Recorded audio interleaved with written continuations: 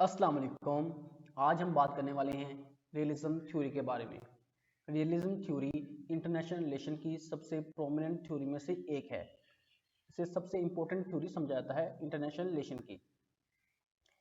इसके मुताबिक जो इंटरनेशनल सिस्टम है वो एनार्की सिस्टम है।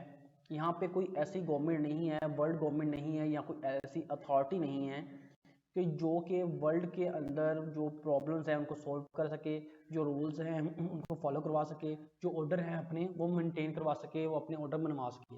ऐसी कोई इंटरनेशनल गवर्नमेंट नहीं है।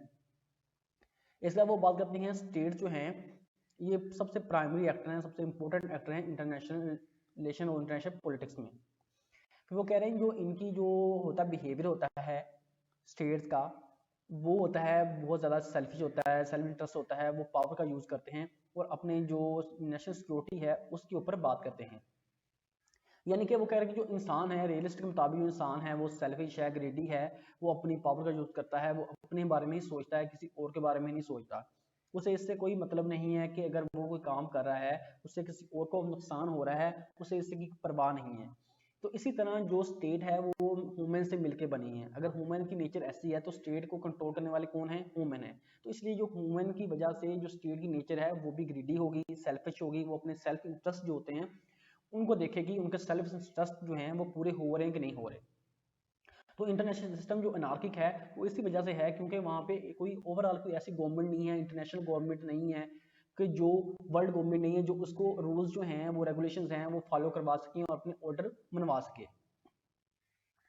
इसके बाद next theories, theorist of realism theory. Theorist या फिलोसोफर जो हैं रियलिज्म थ्योरी के, उनके बारे में बात करते हैं। सबसे जो फेमस है वो है थुसिडाइड्स। थुसिडाइड्स जो हैं सबसे पहले थिंकर माने जाते हैं जिन्होंने रियलिज्म के बारे में बात की। उनकी एक बुक है सबसे फेमस, हिस्ट्री ऑफ पेलोपोनेशियन वार। तो इस वार पे उन्होंने एक बुक लिखी है कि एक वॉर थी जो कि एशियन ग्रीक के अंदर हुई थी, दो ग्रुप्स के अंदर। यहाँ उन्होंने बात की है कि किस तरह जो पावर पॉलिटिक्स की बात की है, किस तरह अपना पावर का यूज़ करके दूसरी करंट स्टेट जो हैं वो उसके ऊपर अटैक करती हैं। तो उसके बारे में बात की। उसके अलावा उन्होंने कहा था कि प्रिवेंटिव अटैक जो होता है, स्टेट है उसे खतरा है कि मुझ पे अटैक होने वाला है, तो इस वजह से वो पहले अटैक कर देती। ऐसी बातें उन्होंने वहां पे की थी अपनी इस बुक के अंदर। तो यहाँ पर उन्होंने कहा था जो सेल्फ इंटरेस्ट है ना इंटरनेशनल रिलेशन के अंदर, सबसे बेसिक चीज ये है, सबसे इंपॉर्टेंट चीज सेल्फ इंटरेस्ट है। इसके बाद आते हैं हेजन मॉर्गेंथो। इन्होंने इस पे बात काम किया। फिर केनिस वोल्ट, फिर जॉन मेयर सीमर आता है। इसके बाद स्टीफन वॉल्ट आता है। तो ये फिलोसोफर थे जिन्होंने इंटरनेशनल रिलेशन की थ्योरी रियलिज्म पे काम किया। तो ये सबसे जो मेन है। इसके अलावा और भी फिलोसोफर हैं लेकिन ये सबसे प्रोमिनेंट फिलोसोफर माने जाते हैं। नेक्स्ट है different variant of realism. Realism के मतलब वेरिएंट हैं जिनके अंदर क्लासिकल रियलिज्म आ जाता है और न्यू रियलिज्म आ जाता है। क्लासिकल रियलिज्म से मुराद है कि जो पहली रियलिज्म थी, पहली थ्योरी थी, सबसे पहली वो क्लासिकल आ जाती है। उसके बाद इसके अंदर कोई चेंजिंग हुई है या कुछ इसके अंदर अपडेट हुई है तो वो न्यू रियलिज्म आ जाता है। तो जो क्लासिकल रियलिज्म है ये हैंस मोर्गेंथो की तरफ से आई है। तो यहाँ पे उन्होंने जो बात की है strong emphasise on human nature के बारे में उन्होंने बात की है, मोरालिटी के बारे में बात की है यहाँ पे। तो जो न्यू रियलिज्म है वो आई है केनिस वॉल्ट की तरफ से। तो उन्होंने फोकस किया है स्ट्रक्चर के ऊपर, इंटरनेशनल सिस्टम के ऊपर उन्होंने यहाँ पे बात की है। और उन्होंने बात की है कि पावर कंट्रीब्यूशन जो है अमंग्स नेशंस और स्टेट्स, उस पर बात की है। इसके बाद आता है की टेंट या की एलिमेंट्स जो हैं इंटरनेशनल रिलेशन की थ्योरी रियलिज्म के, उनके बारे में बात करते हैं कि रियलिज्म के जो की पॉइंट्स क्या हैं। सबसे पहले आता है अनार्की। अनार्की का मतलब है कि फसाद, दंगा फसाद, जिसके अंदर कोई अमन ना हो, ठीक है, कोई गवर्नमेंट ना हो, लैक ऑफ गवर्नमेंट, उसे अनार्की कहते हैं। तो यहाँ पे वो क्यों अनार्की का वर्ड यूज कर रहे हैं? वो कहना है कि जो इंटरनेशनल सिस्टम है वो अनार्किक है। यहाँ पे कोई गवर्नमेंट तो है नहीं, ठीक है, पहले बात कर सकते हैं, कोई सेंट्रल अथॉरिटी है नहीं, कुछ स्टेट्स को कंट्रोल करने वाली अथॉरिटी है नहीं है। तो अगर हम कहें कि नहीं यार है अथॉरिटी है, यूनाइटेड नेशन है या IMF है या इंटरनेशनल कोर्ट ऑफ जस्टिस है, मानते हैं वो है, लेकिन वो सिर्फ किसके लिए है? वो सिर्फ जो पुअर नेशन हैं, जो गरीब नेशन हैं, उनके लिए हैं। जैसे कि अमेरिका हो गया, इसके बाद चाइना हो गया, ठीक है, इसके बाद USSR हो गया। तो इनके लिए ये कोई भी ऐसी अथॉरिटीज नहीं है जिनको बात अपनी मनवा सके। ये सिर्फ गरीब वाले के लिए हैं जिनके ऊपर सैंक्शन लग जाएंगे, उन्हें पता है हम पे सैंक्शन लग जाएंगे, हम पे वार कर सकते हैं, हम पे कोई ना कोई पाबंदी लग सकती है, इस वजह से वो मान लेते हैं। लेकिन जो बड़ी नेशन है वो तो ये बात नहीं मानेगी ना। जब वो बात नहीं मानेंगे तो इसका मतलब यही है कि कुछ सेंट्रल गवर्नमेंट अथॉरिटी नहीं है अपनी बात मनवाने के लिए। इसके बाद उन्होंने कहा है कि जो लीड्स कर रहे हैं स्टेट्स के, तो वो यहाँ पे उनकी बात कर रहे हैं कि जो अनार्किस्ट सिस्टम है, इस वजह से कोई भी ऐसा नहीं गवर्नमेंट नहीं है और जो इस सब को लेके चले और इनके दरमियान जो डिस्ट्रीब्यूशन है या लड़ाई है इनके दरमियान उनको कम कर सके। तो सब कंट्रीज जो हैं वो हमेशा प्रायोरिटी देते हैं अपनी सिक्योरिटी को, उनको और किसी चीज़ की परवाह नहीं है, उनको सिर्फ अपनी सिक्योरिटी की परवाह है। इसके बाद आता है स्टेट प्राइमेसी। उनका जो सबसे प्रोमिनेंट सबसे इंपॉर्टेंट एक्टर है या इंटरनेशनल रिलेशंस के अंदर वो है स्टेट। स्टेट से बड़ा कोई भी एक्टर नहीं है इंटरनेशनल रिलेशन में।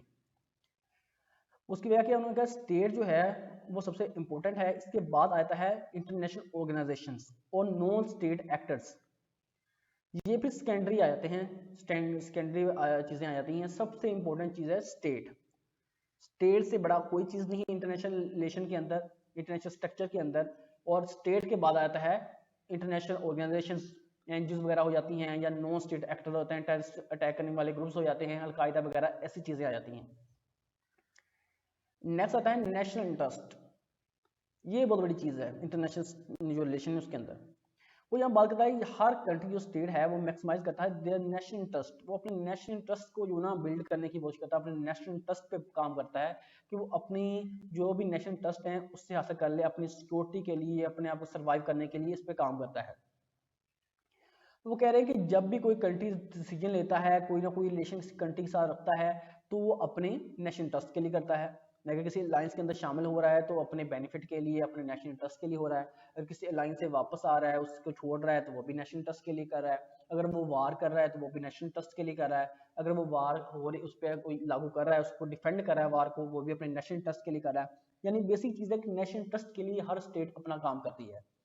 अगर कोई कहीं प्रोजेक्ट लगा रहा है, कोई मिलियंस ऑफ डॉलर्स एक कंट्री दूसरे कंट्री के अंदर लगा रहा है, ठीक है, प्रोजेक्ट्स लगाने के लिए, वो क्यों कर रहा है? अपने नेशनल इंटरेस्ट के लिए कर रहा है। ठीक है, ये बेसिक चीज़ है नेशनल इंटरेस्ट जो है। फिर बात करें पावर पॉलिटिक्स। अगर यहाँ पे इंटरनेशनल सिस्टम जो है ना, यहाँ पे इंटरनेशनल रिलेशन जो है, यहाँ पे जो पावर पॉलिटिक्स है ना वो चल रही है। पावर जो है बहुत इंपॉर्टेंट है इंटरनेशनल रिलेशन के अंदर। अगर आपके पास पावर नहीं है तो आपकी बात नहीं मानी जाएगी। जो स्टेट्स हैं वो हमेशा कोशिश करती हैं अपनी पावर को बढ़ाने के लिए, अपनी पावर को एम्फसाइज करने की कोशिश करती हैं ताकि वो अपनी पावर बढ़ा सकें अपने साथ वाली दूसरी रियासतों से ज़्यादा।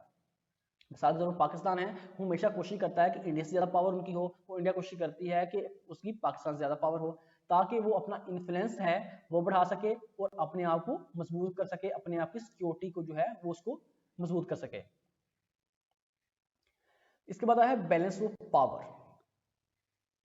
ये एक तरीका है, उन्होंने रिलीज के मुताबिक जो बैलेंस ऑफ पावर है वही एक तरीका है जिससे हम ये अनार्किक सिस्टम है इसके अंदर अमन से रह सकते हैं। बैलेंस ऑफ पावर के हमारा क्या मुराद क्या है? बैलेंस ऑफ पावर का मतलब है कि जो पावर है वो बराबर हो जाए। इंटरनेशनल रिलेशन के अंदर कोई भी डोमिनेंट पावर ना हो, कोई भी सुपर पावर ना हो, सब कंट्रीज बराबर हो, उनके पास बराबर पावर हो। उसके लिए वो कह रहा है कि अगर कोई आपको लगे कि कोई ना कोई आपसे प्रोमिनेंट है तो फिर आप ऐसा करें, 2 3 4 5 10 या 20 कितनी भी आप चाहें स्टेट्स मिलके एक अलायंस बना लें, जिससे क्या होगा, जो पावर सुपर पावर बनने की कोशिश कर रही है उसका जो खतरा है वो कम हो जाएगा, आप उसके से ज्यादा पावरफुल हो जाएंगे। क्योंकि अगर आप 30 कंट्री एक साइड पे हो गए, एक कंट्री एक साइड पे हो गया, तो जारी बात है उसका मुकाबला कर सकते हैं। तो यहाँ पे उन्होंने कहा कि आप इस थ्रेट को कम करने के लिए, थ्रेट से बचने के लिए आप अलायंस कर सकते हैं। तो उन्होंने कहा यहाँ आप जो है वो ग्रुप्स वगैरह बना सकते हैं स्टेट का, ताकि कोई भी जो डोमिनेंट ना रह सके, कोई भी स्टेट जो ज़्यादा डोमिनेंट ना हो, ताकि अगर कोई स्टेट डोमिनेंट होगी, सुपर पावर बनेगी तो अपनी बातें मनवाएंगी, जिससे बैलेंस ऑफ पावर जो है वो खत्म हो जाएगा और स्टेट को इससे खतरा होगा।